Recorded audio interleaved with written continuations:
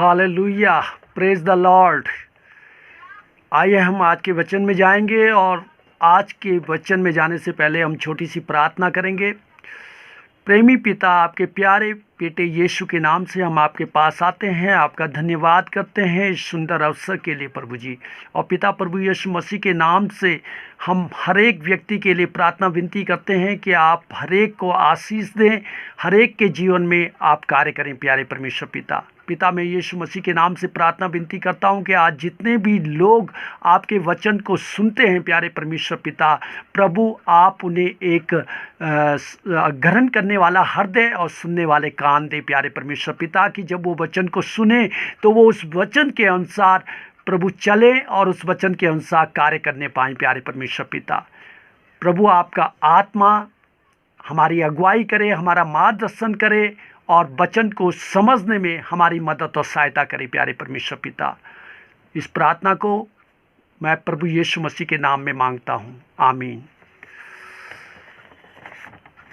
मेरे भाइयों और मेरे बहनों, हम आप आज के वचन में जाते हैं और आज का हमारा वचन है कि हम कौन सी दिशा में हैं। दिशा यानी डायरेक्शन। आप सब जानते हैं कि दिशा को देखने के लिए एक दिशा सूचक यंत्र होता है जिसे कंपास कहा जाता है, और जिसके द्वारा हम उत्तर, दक्षिण, पूरब, पश्चिम चारों दिशाओं का अनुमान लगा सकते हैं।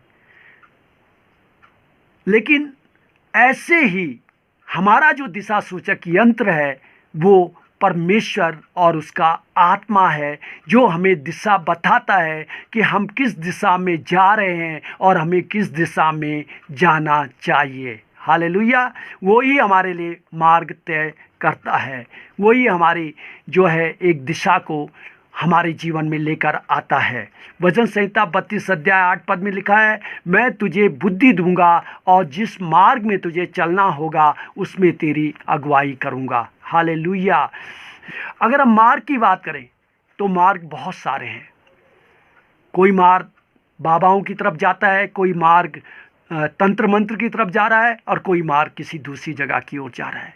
लेकिन एक मार्ग ऐसा है जो सच्चा मार्ग है और वो है प्रभु यीशु मसीह का मार्ग। और जैसा कि प्रभु यीशु मसीह अपने वचन में कहता है कि मार्ग, सत्य और जीवन मैं ही हूँ और बिना मेरे कोई पिता के पास नहीं पहुँच सकता। हालेलुया।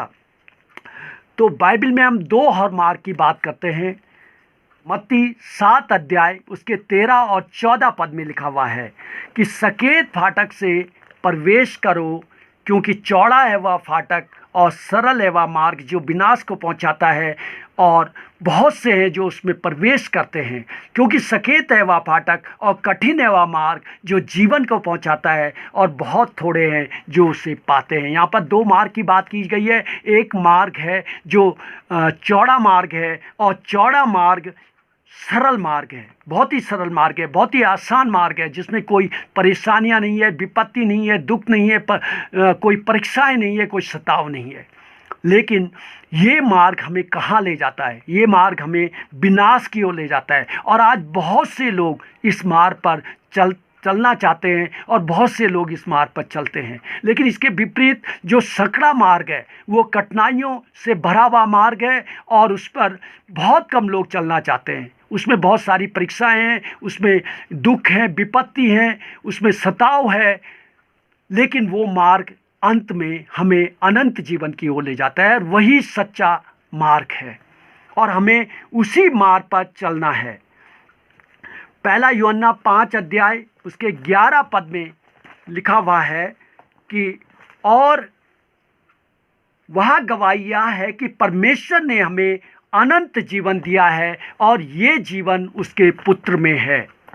जिसके पास पुत्र है उसके पास जीवन है, जिसके पास परमेश्वर का पुत्र नहीं उसके पास जीवन भी नहीं है। यानी प्रभु यीशु के बारे में यहाँ पर बात की जा रही है। जो सकड़ा मार्ग है वो प्रभु यीशु से जुड़ा हुआ है, लेकिन जो चौड़ा मार्ग है वो शैतान के द्वारा है और शैतान से जुड़ा हुआ है।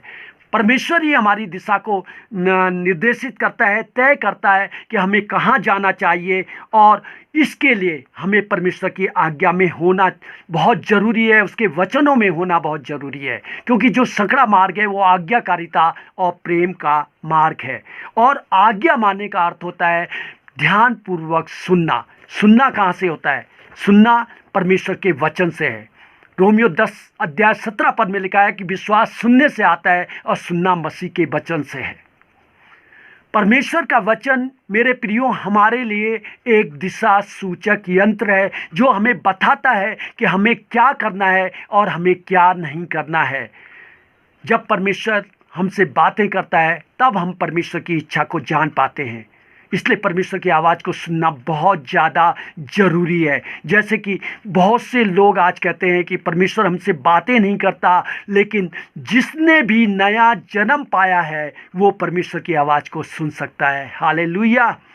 परमेश्वर अपने वचन के द्वारा जो कुछ हमसे कहता है हमें उस बात को सुनना है और हमें उस बात को पूरा भी करना है। लेकिन आज बहुत से लोग उन बातों से भागते हैं जो परमेश्वर उनके विषय में कहता है, उनसे कहता है, क्योंकि वो परमेश्वर की इच्छा पर नहीं चलना चाहते हैं। वो अपनी ही इच्छा के अनुसार चलना चाहते हैं और अपनी इच्छा के अनुसार कार्यों को करना चाहते हैं। और इसी पर मेरे प्रियो हमारी दिशा निर्भर होती है। अगर हम परमेश्वर की नहीं सुनते हैं तो हम शैतान की सुन रहे हैं। बाइबल मत्ती 7 अध्याय इसके 24 से 27 पद में 2 घर बनाने वाले लोगों के बारे में, व्यक्तियों के बारे में बात करती है कि वहाँ पर लिखा गया है कि जो मेरी बातें सुनकर उन्हें मानता है वो उस व्यक्ति के समान है, उस बुद्धिमान व्यक्ति के समान है जिसने अपना घर चट्टान पर बनाया, और जब उस पर बाढ़ें आई, जब उस पर बारिश पड़ी तो वो दृढ़ खड़ा रहा, वो टूटा नहीं। लेकिन जो मेरी बातें सुनकर उन्हें नहीं मानता है वो उस मूर्ख के समान है जिसने अपना घर बालू पर बनाया, और जब उस पर बारिश पड़ी, जब उस पर बाढ़ आई, जब आंधी आया, तूफान आया तो वो भरभरा कर गिर पड़ा। यहाँ पर प्रभु यीशु मसीह इस बात को हमें बताना चाहते हैं कि जिस व्यक्ति का घर, आत्मिक घर, वचन की नींव पर नहीं खड़ा है, वो विपत्ति आने पर, जब उसके जीवन में विपत्ति आती है, दुख आती है, परेशानियां आती हैं, तो वो ठोकर खा जाता है। लेकिन जो व्यक्ति परमेश्वर की बातों को सुनता है, जिसका घर वचन, आत्मिक घर वचन की नींव पर खड़ा है, और जो परमेश्वर की बातों को सुनता है, वो व्यक्ति बुद्धिमान मनुष्य के समान है, जो अपना घर, जिसने अपने घर को एक मजबूत चट्टान पर बनाया है, जिसका आत्मिक घर वचन की नींव पर टिका हुआ है। जब भी विपत्तियां आती हैं, दुख आता है, परेशानियां आती हैं, सताव आते हैं, वो फिर भी स्थिर खड़ा रहता है। हालेलुया। हमारा जो आत्मिक घर है वो वचन की नींव पर होना चाहिए। बाइबल में पुराने नियम में हम अब्राहम के बारे में पढ़ते हैं।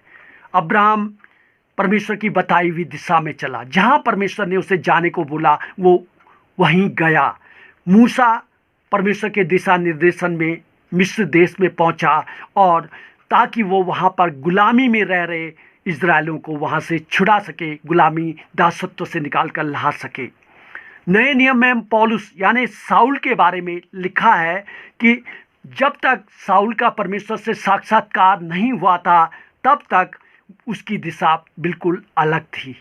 तब तक वो शैतान के दिशा निर्देशन में चल रहा था और मसीहों को सताता था, उन्हें बंदी गृह में डालता था, उन्हें मारता पीटता था। लेकिन जब प्रभु की ज्योति उसके ऊपर आई, उस प्रभु की ज्योति को पाकर साउल ने प्रभु यीशु मसीह का दिशा निर्देशन पाया, और उसके बाद पूरे इज़राइल में, उस अन्य जातियों में उसने प्रभु का प्रचार किया।